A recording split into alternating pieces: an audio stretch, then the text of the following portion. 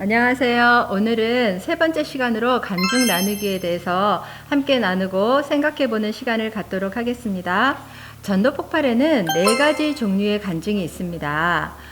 뭐냐면 첫 번째는 교회 간증이 있고요. 그리고 두 번째는 개인 간증, 그리고 세 번째 예 간증, 그리고 네 번째 모집 간증, 이렇게 네 가지 종류의 간증이 있습니다. 자, 우리가 그 교회 간증이라고 하면은 이제 여러분들이 서론 부분에서 이렇게 교회 배경에 대해서 자연스럽게 나누시잖아요. 이제 그럴 때 이제 나올 수 있는 간증입니다. 그래서 교회 간증은 여러분들이 생각하시는 것처럼 제가 아마 지난번에도 말씀드렸지만 교회 간증은 이렇게 교회를 막 이렇게 교회 외모라든가 교회 정원, 성전, 목사님 그런 거를 하는 게 간증이 아니고요. 교회 간증이 아니고 교회 간증은 바로 우리가 교회에 세워진 목적, 이것을 나누는 게 교회 간증입니다. 여러분들 교회가 세워진 목적이 뭔지 우리 전도 폭발 우리 이제 아마 복음 제시 안에서 다 배우셨을 것 같아요. 뭐죠? 교회가 세워진 목적은 사랑과 섬김을 통해서 영생의 삶을 보여주고 또 그것을 풍성히 누리는 데 있습니다. 이게 바로 교회 간증입니다. 그래서 교회 간증은 여러분들이 따로 만드시는 게 아니라 우리 전도 폭발에 있는 교회 간증을 그대로 이렇게 전하시면 되겠고요. 그 다음에 두 번째 개인 간증이 있죠. 자, 이 개인 간증이 바로 오늘 집중적으로 다룰 내용입니다. 그래서 우리는 이 개인 간증에 대해서는 수업을 하면서 말씀을 드리겠고요. 그 다음에 세 번째 예 간증이 있습니다. 자, 이 예 간증도 우리 교재에 나와 있으니까 다시 조금 이따 나눠보죠. 그리고 네 번째 모집 간증이 있는데요. 이 모집 간증은 훈련 후반부에 접어들면서 이제 여러분들이 다음 기수에 훈련생을 모집하셔야 되잖아요. 그죠? 이제 그럴 때 우리가 사용하는 간증이 되겠습니다. 이 간증에 대해서는 또 우리 구가 모집하기와 확대하기에서 또 다룰 겁니다. 그래서 여기에 대해서도 오늘은 제가 설명을 별도로 드리지 않을 거고요. 오늘 여러분들하고 나눌 간증에 대해서는 개인 간증에 집중해 주시면 되겠습니다. 자, 그러면 우리 개인 간증을 나누는 그 목적을 좀 알아야 되겠죠. 뭐냐면 개인 간증을 나누는 목적은 오늘날 우리 사람들의 현실 속에서 하나님이 어떻게 일하고 계시는지, 그리고 또 영생 얻은 것이 실제로 나에게 무엇을 의미하는지를 이렇게 예로 들어서 설명해 주는데 그 목적이 있어요. 그리고 개인 간증은요. 개인 간증은 우리가 간증을 나누잖아요. 그러면 전도 대상자가 이 마음속에서 저 사람이 가지고 있는 영생 나도 갖고 싶다 라는 이런 갈증을 느끼게 해줍니다. 그리고 저 사람 무엇 때문에 저렇게 변화가 됐지 하는 그런 궁금증도 가지게 해줘요. 그래서 이 개인 간증은 정말 중요하고요. 이 간증을 나누지 않으면 서론 부분을 성공적으로 우리가 이끌어 나갈 수가 없습니다. 그래서 여러분 이 간증문은 너무너무나 중요한 부분이에요. 그래서 간증문 작성에 대해서 오늘 설명을 드릴 건데 이제 간혹 가다가 여러분들 이제 팀이 짜졌어요. 그래서 우리 훈련생들하고 얘기를 하는데 간혹 가다 어떤 훈련생이 저는 간증이 없어요 라고 말씀하시는 분들이 있어요. 자, 이럴 때 이제 참 난감하죠. 그죠? 근데 개인 간증이 없는 훈련생은요, 여러분들 하나 아셔야 되는 게 전도자가 아니라 전도 대상자입니다. 그래서 그렇게 아셔야 돼요. 그래서 만약에 훈련생이 난 개인 간증 없어요 라고 말씀을 하셨을 때는 먼저 여러분들이 훈련생을 진단 질문하시고 그 다음에 그 훈련생의 확신이 있다면 그 근거가 무엇인지 알아보셔야 돼요. 그래서 간증문 작성할 때 여러분들이 도와주실 수 있거든요. 그리고 영생에 정말 확신이 없다. 진단 질문 해봤더니 우리 이 훈련생이 영생에 확신이 없어요. 그럴 때는 어떻게 해야 되냐면 먼저 다른 어떤 전도 대상자를 찾기 전에 먼저 훈련생에게 우리 전도 폭발 복음 제시를 하시고 그분을 이렇게 잘 결신하도록 안내해 주셔야 됩니다. 그래서 훈련생이 먼저 확신을 얻게 되고 그 다음에 훈련을 받을 수 있도록 도와주셔야 돼요. 그래서 여러분들 생각에 훈련을 받으러 왔는데 무슨 확신이 없을까 이런 생각 하실 수 있잖아요. 그런데 이런 경험이 종종 있습니다. 이런 일들이 종종 일어나요. 한 기수에 한두 명은 이런 일들이 꼭 있습니다. 그리고 예전에 제가 한 5년 전쯤에 했던 저희 훈련생이 한 분이 이런 분이셨어요. 그래서 처음엔 근데 얘기를 안 하셨어요. 얘기를 안 하셨다가 한 3주가 지났는데 그때 고백을 하시는 거예요. 자기는 확신이 없다고. 그렇게 고백을 하셔서 이제 다시 그럼 지금이라도 우리 결심 기도를 이제 하시면 어떻겠냐고 그랬더니 너무 하고 싶다고. 그래서 결심기도 하시고, 그리고 이분이 훈련받는 기간 내내 너무너무 감격해 하셨어요. 그러니까 전도 대상자에게 복음을 전하는 것 때문에 감격해 하신 게 아니라 본인이 확신을 얻게 된 거에 대한 그 감격이 너무 넘치셔서 그 훈련받는 기간 동안 정말 기뻐하셨거든요. 그래서 여러분들 이런 경험도 있어요. 저도 참 이럴 수도 있구나라고 생각했었는데 있더라고요. 그래서 여러분들 먼저 우리 이제 훈련생에게 진단 질문하시고 이분이 확신이 있는지 보시고 확신이 없다면 복음 제시하셔서 이분에게 먼저 결신할 수 있도록 도와주시고요. 그리고 있다면 이제 그 근거가 무엇인지 찾아서 간증문 작성하는데 도움을 주시면 되겠습니다. 자, 그렇게 하시면 되고요. 우리가 전도 폭발 간증문을 작성할 때 꼭 강조하는 말이 있죠. 뭐예요? 영생. 계속 영생이라는 말을 써요. 그래서 그렇게 영생이라는 말을 강조하는 이유가 있습니다. 우리가 사실은 영생이다, 영생을 얻었다 라는 말에는 우리가 크리스찬이 됐다, 거듭났다, 구원을 얻었다 이 뜻이 다 포함되어 있는 겁니다. 자, 그런데 우리가 굳이 그 용어를 사용하지 않고 영생이라는 말을 쓰는 이유는 사실 다른 사람들이, 일반 사람들이 우리는 어떤 거듭났다, 구원받았다 이런 거를 잘 이해할 수가 없잖아요. 그래서 그런 표현을 쓰지 않고요. 그리고 영생이라는 그 단어가 어떻게 보면 가장 성경적인 용어이기 때문에 그렇습니다. 자, 영생은요, 그리스도를 통해서 하나님을 아는 거죠. 그리고 이 땅에서 그리고 또 오는 세상에서 풍성한 영원한 삶을 누리는 걸 영생이라고 해요. 그런데 가끔 어떤 분들은 영생이다라고 말하면 죽어서 천국 가서 누리는 것만이 영생이라고 생각을 하시는 경우가 있습니다. 그런데 그게 아니죠. 예수 그리스도를 믿는 그 순간에 우리에게는 예수님의 생명이 들어온 겁니다. 그래서 예수님의 생명이 내 안에 들어와서 그때부터 영원까지 영원토록 사는 삶이 영생인 것입니다. 그래서 영생은 여러분들이 그 영생의 유익에 대해서 잘 생각을 해보시고요. 그리고 또 하나 우리가 또 전도팔 간증에서 이런 영생이란 용어를 우리가 쓰도록 강조하는 이유는 이제 영생 얻기 이전과 이후를 이렇게 나누어서 간증을 만들기 때문에 저희가 영생이라는 단어를 사용합니다.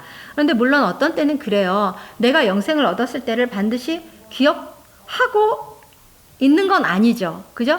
내가 언제 얻었지? 몇 월, 며칠, 몇 시 이런 건 아니잖아요. 그죠? 꼭 그럴 필요는 없습니다. 그렇지만 내가 영생을 얻었다는 것을 확신하고 있고 그 확신의 근거가 오로지 예수 그리스도만을 신뢰하는 것인지 그것만 알고 있으면 됩니다. 반드시 꼭 내가 언제 정확하게 그때 내가 영생을 얻었고 이제 그렇게 해서 영생이란 단어를 사용하면서 간증문을 작성하실 필요는 없습니다.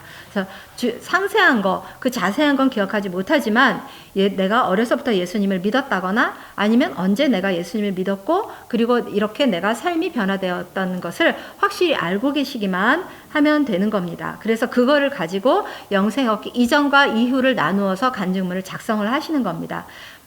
만약에 이런 게 확실하게 영생 얻기 이전의 것이 나에게 경험된 것이 없다면, 기억나는 것이 없다면 여러분들 디모데형으로 작성을 하셔도 돼요. 그래서 영생 얻기 이전은 빼시고요. 영생을 얻은 그 유익에 대해서만 간증을 하시면 되겠습니다. 그래서 전도포할 간증에서 이렇게 영생이라는 단어를 우리가 사용을 하는데요. 또 하나 영생 얻기 이전의 상태를 자꾸 너무 강조해버리면 영생 얻은 이후에 그런 이렇게 하나님의 신실하심 이제 그거를 부각시키기가 어려워져요. 그래서 그냥 영생 얻기 이전의 상태는 너무 부담스럽지 않게 그냥 조금만 얘기하시고요. 그 다음에 나의 죄성보다는 바로 영생 얻은 이후에 나의 변화되는 그런 신실한 하나님의 신실하신 그런 모습을 더 강조하시는 게 좋습니다. 그래서 근데 대부분 제가 이렇게 말씀을 드려도요, 간증문 작성한 걸 이렇게 제가 보면 거의 다가 영생 얻기 이전의 부분에 대해서 어두운 부분에 대해서 굉장히 아주 자세하고 길게 쓰세요. 그리고 나서 영생 얻은 이유는 아주 짧게 영생을 얻었습니다. 그래서 저는 굉장히 기쁘게 살고 있습니다. 감사하게 살고 있습니다. 그걸로 끝인 거예요. 근데 이렇게 하시면 안 되고 그 반대로 하셔야 돼요. 영생을 얻고 나서 내가 감사하는 삶을 살고 있는데 구체적으로 어떻게 감사함을 내가 표현하면서 살고 있는지 그렇게 쓰시고, 아니면 내가 영생을 얻고 나서 내가 마음의 평안을 얻었다면 어떤 상황에서 내가 평안함을 누리고 있다는 걸 확신하게 되었는지 구체적으로 쓰시는 거예요. 그래서 하나님이 이렇게 신실하시다, 하나님의 신실하심을 부각하는 그런 간증문을 작성해 주시기 바랍니다. 자, 그리고 개인 간증에서 저희가 간증문을 굉장히 이렇게 중요시하면서 간증문을 크리틱하는 이유가 있어요. 뭐냐면 우리가 두 번째 진단 질문 하죠. 기억나시나요? 천국에 들어갈 이유에 대해서 우리가 질문을 합니다. 그런데 영생 그 간증을 하면서 이미 이거에 대한 답을 여러분들 하시는 경우가 있어요. 두 번째 진단 질문을 해야 되는데 그 전에 개인 간증을 하면서 이 복음의 내용을 다 발설해 버리시는 거예요. 그래서 저희가 어쩔 때는 간증문을 작성하셨을 때 그 부분은 빼세요라고 말씀을 드려요. 다음에 진단 질문을 해야 되는데 그 답변을 해버리면 안 되잖아요. 그죠? 그래서 영생을 위해서 나는 십자가에서 돌아가신 예수님을 믿었습니다. 이렇게 말씀을 이미 해버리시면 저희가 이렇게 전할 복음까지 다 말씀해 버리시는 거거든요. 그러면 복음이 궁금해지지가 않겠죠. 그래서 우리가 간증문은 이제 철저하게 좀 더 봅니다. 이거 사용해야 될 거, 사용하지 말아야 될 거. 저희가 그래서 이렇게 보고 있고요. 자, 그 다음에 개인 간증은 여러분들 전도 대상자와 일치시키시는 게 좋습니다. 이게 무슨 뜻이냐면 여러분들이 간증을 하실 때 전도 대상자가 들으시라고 하는 거잖아요. 그죠? 그런데 전도 대상자의 상황과 전혀 일치가 되지 않는 그런 간증을 한다면 별로 도움이 되지 않습니다. 전도 대상자의 마음의 문을 여는데도 그렇게 큰 효과를 기대할 수 없고요. 그래서 일치시켜라는 뭐냐면 여러분들이 이제 서론 부분에서 경청을 하잖아요. 전도 대상자에게 질문하고 그 부분에 그분이 말씀하시는 걸 경청을 하잖아요. 그러다 보면 이분의 어떤 상태를 파악할 수가 있겠죠. 그랬을 때 내 간증이 이분한테 참 도움이 되겠다라고 판단이 되시면 이제 하시면 돼요. 그런데 내가 오늘 이제 예를 들어서 3명의 팀원들 중에서 내가 이 전도 대상자에게 오늘 간증을 하려고 약속이 돼 있었는데 이분의 일반 생활, 그분의 대답을 듣고 보니까 내가 하는 간증보다 우리 같은 팀원의 다른 집사님이 하시는 게 훨씬 더 저분한테는 효과적일 것 같다라고 판단이 되실 때는 그분에게 넘겨드리는 거예요. 그래서 전도 대상자와 일치시키는 간증을 하시는 게 좋습니다. 상황이. 그래서 여러분들이 같은 팀원이 이루어졌을 때는 간증문을 서로 공유하셔야 돼요. 공유하셔서 적절하게 전도 대상자에게 맞는 그런 간증을 하시는 이제 그런 일들이 일어나야 됩니다. 그래서 여러분 간증문은 꼭 작성을 하시고 팀들과 공유하시고, 그리고 그거를 하실 때는 무조건 내 차례니까 내가 해야지 이게 아니라 전도 대상자의 상황에 맞는 간증을 가지고 계신 분이 하시는 거예요.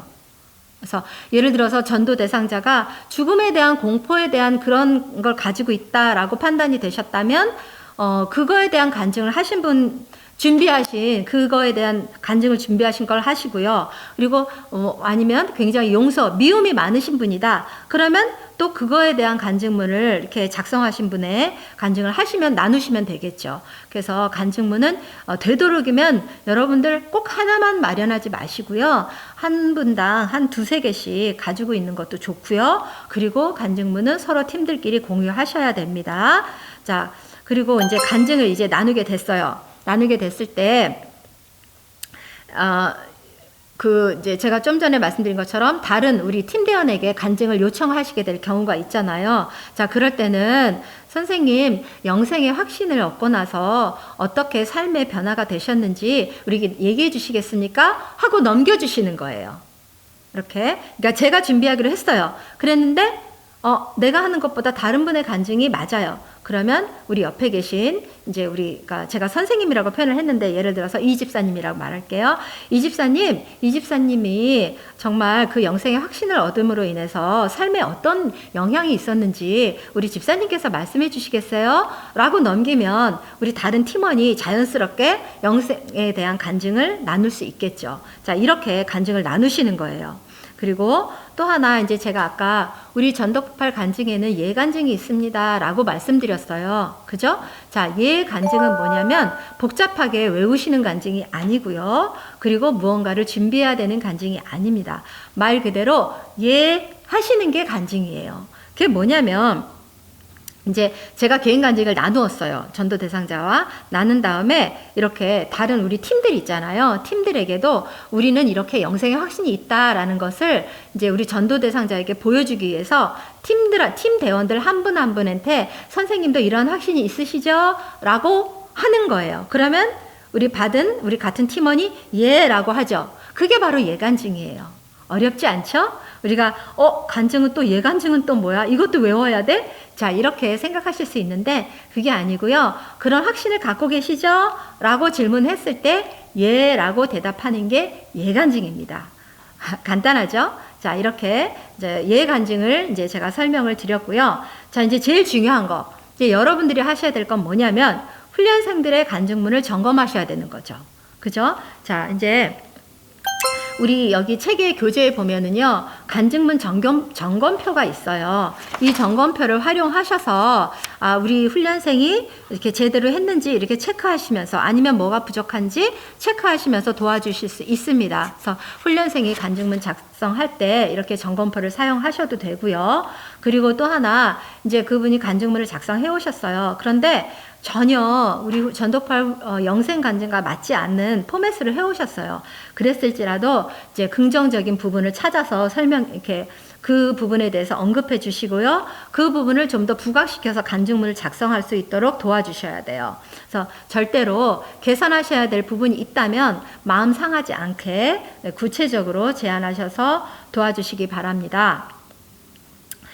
그런데도 불구하고 이제 어떤 분들은, 훈련생분들은 그래요. 본인이 간증문을 정말 솔직하게 자기가 있는 일을 작성을 했는데, 훈련생이나 아니면 혹은 그 점검하는 사역자, 제가 되겠죠? 제가 거기에 대해서, 이거는, 요런 부분은 조금 빼주시고요. 이런 부분을 좀 더 보완해 주시고요. 뭐 이제 이렇게 구체적으로 말씀을 드리면 굉장히 마음 상해 하시는 분들이 간혹 가다 계세요. 왜 그러냐면, 그거는 본인의 간증이 뭐가 이렇게 잘못됐다, 이 사람이 지적한다라고 생각을 하기 때문에 마음이 상해하시는 거거든요.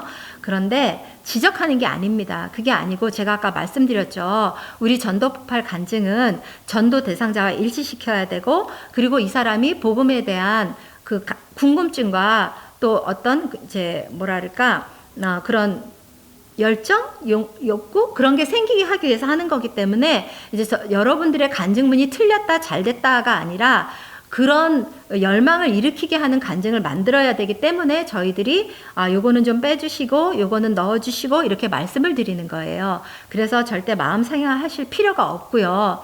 왜냐하면 보통 간증문을 작성하실 때 은혜 간증을 막 하세요. 은혜 간증은 뭐예요? 우리가 신앙생활 하면서 같은 성도들끼리 나누는 간증이에요. 그래서 제가 이러이러한 일이 있었는데 정말 저도 기도했고 여러분들이 기도해 주셨고 그래서 이렇게 하나님께서 이런 뭐 정말 놀라운 일들을 보여주셨어요. 라고 은혜 간증을 하죠. 그러면 어때요? 저희들은 너무 좋겠다. 그리고 축하해 하기도 하고 우리도 또 저렇게 해야지 하고 계속 우리가 신앙생활을 업그레이드 하는데 은혜 간증은 참 도움이 됩니다.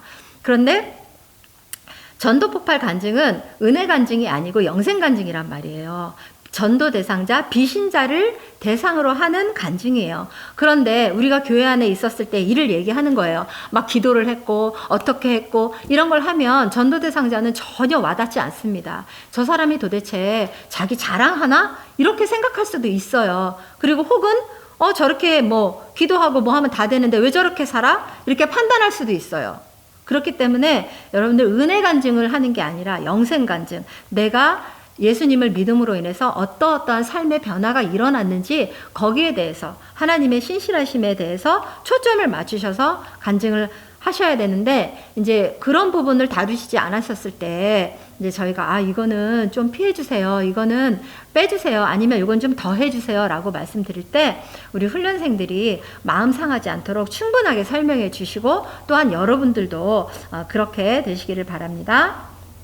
그래서 우리 훈련생들 간증문을 이렇게 저희가 점검을 하다 보면 흔하게 발견되는 문제점이 있어요. 뭐냐면은 두 번째 진단, 아까 제가 말씀드렸죠? 두 번째 진단 질문에서 해야 될 대답을 거기서 해버리는 거예요. 제가 예수님을 믿고 나서 나이가 얼마나 죄가 많았는지, 그런데 그 죄를 예수님이 다 가져가 주셔서 제가 너무나 지금 평안한 삶을 살고 있어요. 라고 하시면 이미 두 번째 진단 질문에 대한 답을 거기다 다 넣으신 거거든요. 그래서 이 부분은 빼시라고 말씀드리는 거예요. 그리고 또 하나는 우리가 한 가지 개념을 가지고 영생 얻기 이전에 예를 들어서 나는 누구를 미워하는 마음이 있었습니다. 그러면 그 개념을 가지고 그 영생 얻은 이후에 나는 미워하는 마음이 사라졌고 용서하는 마음이 생겼습니다. 라고 바꿔야 되는데 처음에 미워하는 마음이 있었습니다. 해놓고 두 번째에 가서는 용서 그리고 또 하나 그래서 죽음에 대한 두려움이 없어졌습니다 하고 두 가지 컨셉을 가져가는 거예요.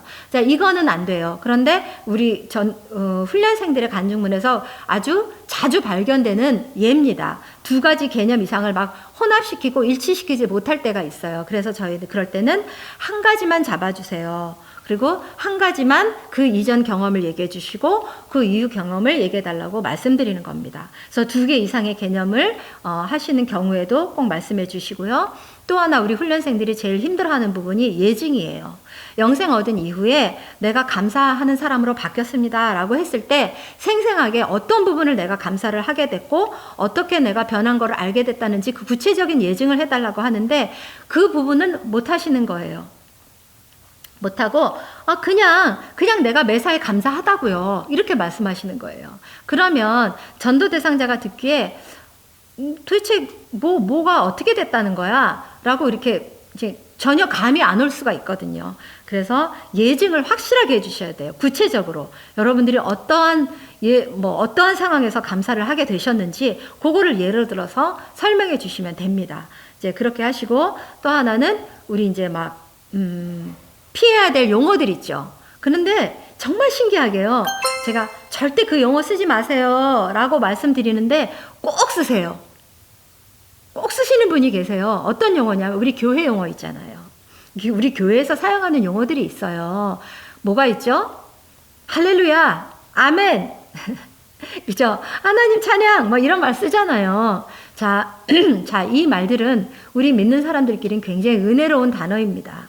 그런데 믿지 않는 전도 대상자들에게는 굉장히 아주 생소하고 낯설고 거부 반응이 일어날 수 있는 단어들입니다. 그래서 이런 단어들은 우리 개인 간증에서 사용하지 않습니다. 그리고 또 나는 예수님을 믿고 축복받았어요. 그리고 구원받았어요. 기도를 통해서 구원받았어요. 또 그리고 예수님을 믿고 나서 나는 중생했습니다. 이런 말들 있잖아요. 어린 양의 피로 죄 씻음을 받았습니다.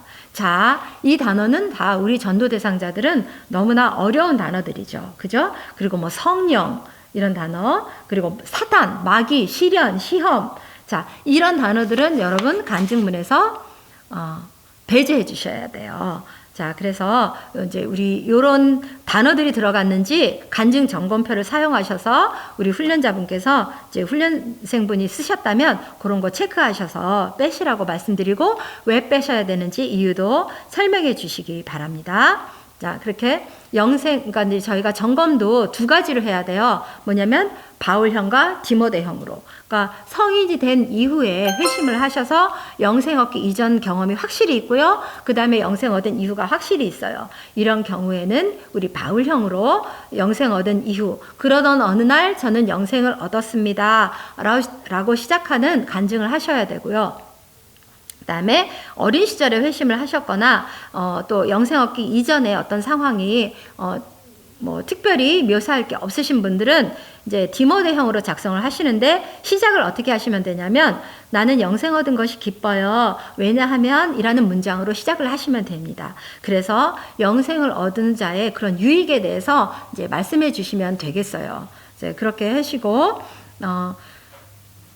저희가 특별히 제가 이제 간증문 작성을 이제 막 여러분들한테 강조하는 이유는 간증문 작성을 굉장히 어려워하세요.